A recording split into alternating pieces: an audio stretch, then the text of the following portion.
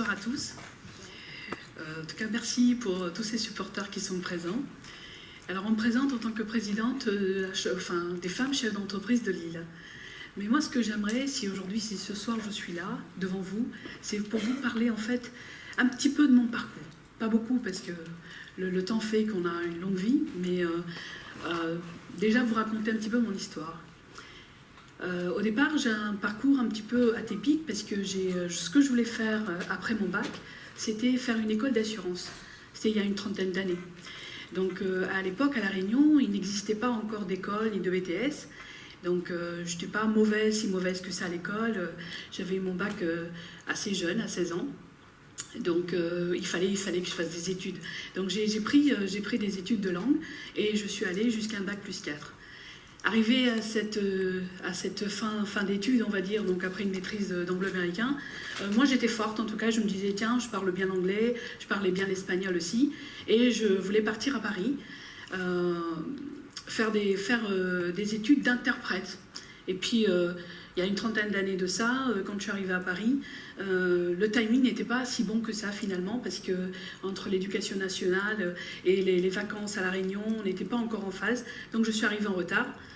Et j'ai voulu profiter en fait de cette année un petit peu sabbatique, parce que je me retrouvais finalement une année complètement livrée à moi-même, parce que ce que je voulais faire, c'était faire une école d'interprète, et donc pas de place.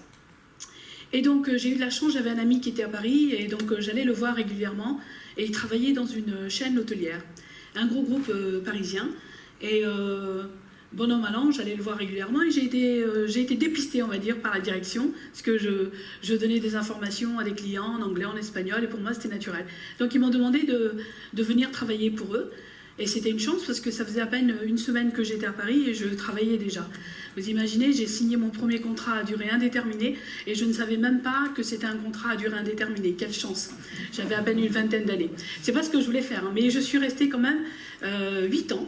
8 ans où j'ai progressé, j'ai fait de la réception, et puis de back-office, je suis devenue chef de réception, enfin, j'avais fait un petit peu le tour. Et puis cette petite voix qui me disait « Mais Shaïda, attends, c'est pas ce que tu veux faire. C'est bien, tu t'éclates bien dans l'hôtellerie. C'est bien, tu rencontres du monde. Par rapport à mes études, ce que j'avais fait, je parlais l'anglais, l'espagnol, c'était chouette. J'avais appris à comprendre le jargon hôtelier, allemand, italien. Donc oui, c'était plaisant. Puis cette vie parisienne, moi qui étais... je ne suis pas réunionnaise, donc je suis des îles. Je suis née aux Comores de parents indiens. Donc ça faisait un petit mélange comme ça sur le sang indien. Et donc la vie parisienne était très chouette. Et puis au bout de ces 8 ans, en plus je ne vous dis pas, on était très très bien payés. On avait quand même à l'époque, je pense qu'aujourd'hui c'est même plus pensable, on avait 16 mois de salaire. Et puis moi, cette petite voix qui me disait « Shaïda, mais attends, tu vas pas rester quand même dans l'hôtellerie, c'est pas ce que tu as envie de faire. Ce que tu as envie de faire, c'est les assurances. » Alors comment, je ne savais pas, j'avais aucune idée de ce que je voulais, mais je savais que j'avais envie de faire de l'assurance. Donc, vous voyez, comme quoi, il y a peut-être que maintenant, on me dirait « Tu vas démissionner et puis partir à l'aventure », je le ferai pas. Mais je l'ai fait. Je l'ai fait au bout de quelques années, donc 8 ans passés dans ce gros groupe. Et puis, au lieu de négocier mon départ et tout, non, sur un coup de tête, voilà, ça c'est moi, c'est tout moi, ça. Et je suis partie, et je suis allée, donc à l'époque, il n'y avait même pas Internet. Vous imaginez, on était sur Minitel. Donc, ouais, ça fait de beaux souvenirs quand même. Donc, je suis partie sur cette petite boîte, elle est rechercher des courtiers en assurance. Voilà ce que je voulais faire. Donc, j'en ai fait un premier, je lui propose mes services. Et il me dit non, écoutez, on n'a pas le temps de vous former, si vous n'avez pas fait d'études, vous n'avez pas fait un BTS. Je lui dis ben non, j'ai rien fait, mais j'ai vraiment envie de travailler. J'en fais un deuxième. Alors lui, carrément, il me dit écoutez, moi je suis à la retraite, j'ai pas le temps de former, voyez avec les commerciaux s'ils veulent bien vous prendre sous leur aile. Je dis mais c'est pas possible, je vais pas ressortir de là comme ça, je vais pas faire plusieurs courtiers. Je reviens le voir, je lui dis écoutez, moi je veux bien travailler 3 mois gratuitement pour vous, mais je voudrais apprendre. Je pense qu'aujourd'hui, aucun des jeunes vous le dirait ce genre de choses. 3 mois à travailler gratuitement, c'est pratiquement impensable. Mais je l'ai fait. Et donc voilà, il m'a donné cette chance. Je suis restée donc avec ces commerciaux. J'avais droit à des formations. J'ai repris un peu d'études, donc ce qui m'a permis d'avancer beaucoup plus vite. J'ai refait des études dans les assurances, avec des formations internes, des formations externes, et puis surtout, c'était sur le terrain. Donc voilà, j'ai commencé, j'adorais. Franchement, j'avais trouvé ma voie. Je me suis dit, tiens, voilà, j'ai laissé passer presque 8 ans, mais 8 ans, eh bien, finalement, je me suis rendu compte que c'était la bonne voie. Donc j'ai fait ce parcours d'assurance. Donc au bout de 3 ans, vous imaginez, moi qui n'avais pas fait d'études ni fait un BTS d'assurance, bon, j'avais quand même un niveau, eh bien, j'avais réussi à avoir une petite équipe de 15 personnes. C'était sympa. Une petite équipe de 15 personnes, et j'avais négocié donc avec la compagnie d'avoir une surprime, parce que bon, elle n'était pas folle la GAP, hein. J'avais 16 mois de salaire sur cette chaîne hôtelière, il fallait bien qu'on pense à un moment donné, parce que quand on est commercial, il y a des hauts et des bas, et c'était pas évident. Et donc avec cette petite équipe, j'étais vraiment forte, tout allait bien, c'était plaisant de vivre à Paris. Bien sûr, quand tout va bien, forcément, il faut bien qu'il y ait des mauvaises nouvelles, hein. Tout ne peut pas être lisse et parfait. J'apprends à ce moment-là que mon beau-père a des soucis de santé, cancer généralisé, et mon conjoint d'époque ne pensait qu'à rentrer. Il voulait rentrer à La Réunion, malgré qu'on avait une belle carrière tous les deux. Non, il voulait rentrer, se épauler, puis c'est un peu normal, parce qu'on n'a qu'une seule famille, surtout papa, maman. Donc on rentre à La Réunion. Et moi, forte de cette expérience, déjà, c'était pas énorme, hein, mais c'était que 3 ans seulement dans les assurances. Mais j'avais une force en moi et je me suis dit, non, c'est pas grave, on rentre à La Réunion, je proposais mes services. Et je ne voulais surtout pas devenir salariée. Mon but, c'était d'être indépendante, d'être en freelance, de travailler pour plusieurs compagnies. Et forte de ça, quand je suis arrivée, effectivement, ça n'a pas tardé. Tout a été plus ou moins lisse, on va dire. J'ai réussi à remonter une petite équipe à La Réunion, et puis ça fait déjà plus de maintenant 20 ans. Et il y a 20 ans de ça, j'ai commencé à mettre en place en fait des stands dans les centres commerciaux. Ce qui ne se faisait pas non plus à La Réunion, c'était tout nouveau. On voyait des stands de pas mal de choses, mais certainement pas là, c'était l'assureur qui venait vers le public. Donc les gens, ils étaient un peu étonnés, mais ça a très bien fonctionné. Donc très contente de rentrer à La Réunion, il fait beau, on est du pays, puis c'est beaucoup plus plaisant que quand même Paris. On a le soleil tous les jours, c'est agréable. Et là, pareil, encore une fois, bim une grande mauvaise nouvelle, parce qu'après, plein de choses ont découlé de ça. J'avais ma grande fille, dont elle tombe malade, une canne de toux, et 20 jours de coma. 20 jours de coma, diagnostic des médecins. Elle est, on va dire, comme un état végétatif, un légume. Waouh! Vous vous dites, mince, après avoir fait tout ça, votre vie va bien, professionnellement, tout va bien. Et là, c'est pas la bonne nouvelle. C'est dur. C'est très très dur d'accepter ça. C'était ma première. Et je me suis dit, qu'est-ce que je fais? Est-ce que je baisse les bras? C'était pas déjà dans mon caractère de baisser les bras. Par rapport à mon parcours, et puis c'était mon enfant. Et puis le médecin, il vous raconte je dis pas qu'il vous raconte des bobards, mais on comprend pas trop un peu dans leur jargon. Le milieu médical est très dur, et puis c'est vrai que quand ils vous disent elle ne marchera plus, elle parlera plus, elle fera pas grand chose. Bon, d'accord. Et puis moi j'avais pas envie d'accepter ça en fait. J'avais pas du tout envie d'accepter cet handicap. Et ce que petit à petit, quand elle s'est réveillée, effectivement, oui, c'est un constat, elle est présente, elle ne marche plus, elle ne parle plus. Mais je me suis dit, non, il faut se battre.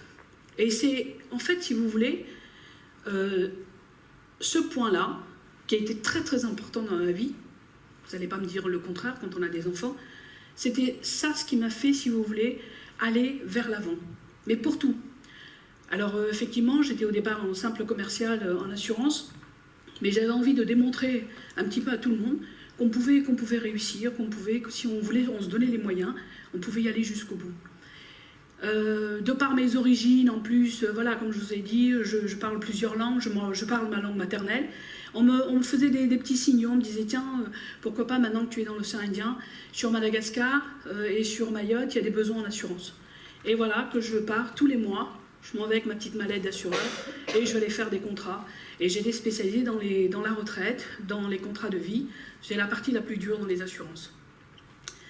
Donc, 2 années ont passé et me voilà à la tête, en fait, si vous voulez, d'un certain nombre pareil, comme en métropole, de commerciaux, et surtout forte d'un chiffre d'affaires qui fait on me nomme courtier. Je ne le deviens pas, mais on me demande ce passage. On me dit, voilà, il faut maintenant que tu t'installes avec des agences, déjà une première agence au départ, et que je prenne en fait une carte.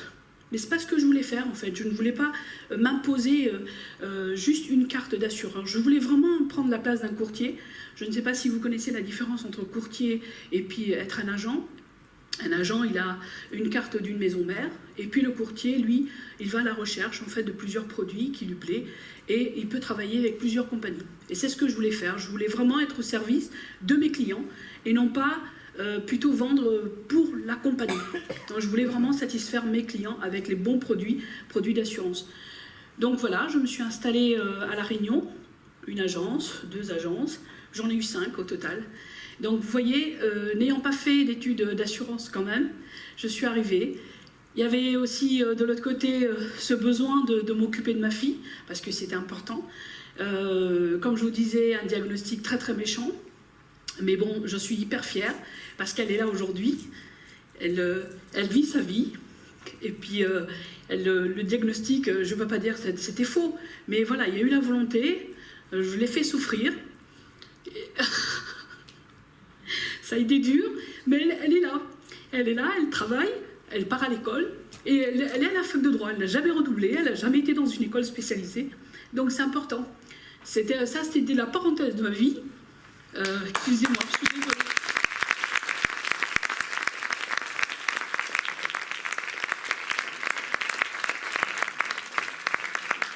Je voulais lui dire que j'étais vraiment fière d'elle, parce que c'est elle qui me donne la force, en fait, si vous voulez,